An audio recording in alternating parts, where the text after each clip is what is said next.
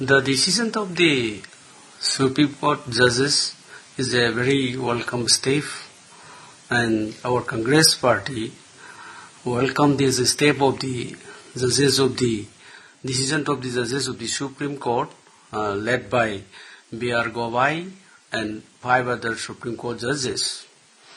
In fact, the visit on 22nd March to the different relief camp in the state of Manipur, which is ethnic violence in Manipur. And regarding this, the visit in the different relief camp is a very good, and it will be very positive. I think it's a good development. If I wish that an all-party delegation can visit there. Still better, we should have a JPC to inquire into these issues.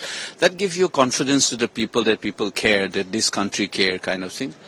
But the judiciary is responding to this crisis. I welcome that one. And I hope that not only the visit, they should also do a proper committee to investigate what's going on, because there could be cosmetic changes because the judges are visiting there, because that I have seen it.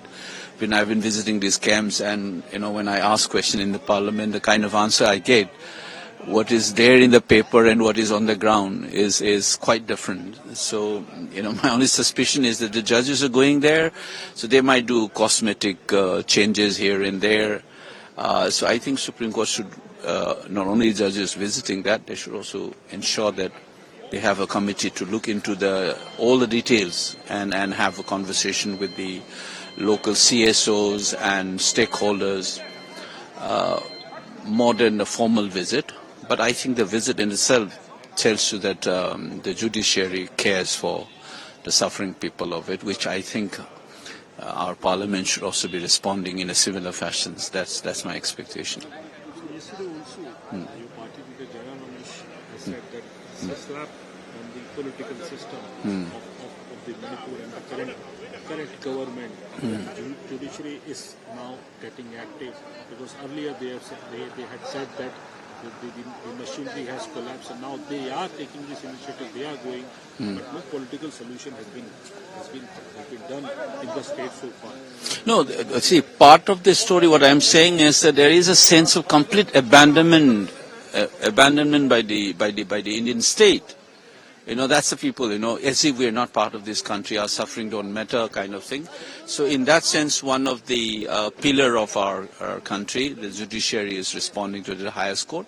Remember that it is Supreme Court who have first announced 2 months after the crisis started that the constitutional machinery has collapsed in this state. There is absolutely no law and order. So judiciary was more forthcoming in terms of assessing the situations. And I'm glad that they are visiting it. And the only thing is that the government or the parliament should also respond in a similar fashion. At least for the time being, I think all party delegations going there, it should be a beginning. But ultimate aim is to form a joint parliamentary committee to fix accountability, because in history, this will mark. After partition of 1947, the scale in which this kind of thing, lawlessness, has been allowed, the manner in which constitutional machinery has been subverted, and the manner in which the government has responded left us dumbfounded at one level. Initially, I was deeply hurt and offended. And I also began to sense why the government has responded in this. But thankfully, the opposition has been making sure that the issue has not been put under the carpet. We have been saying it. So I think let's see. The Parliament should also respond exactly the way Supreme Court has responded.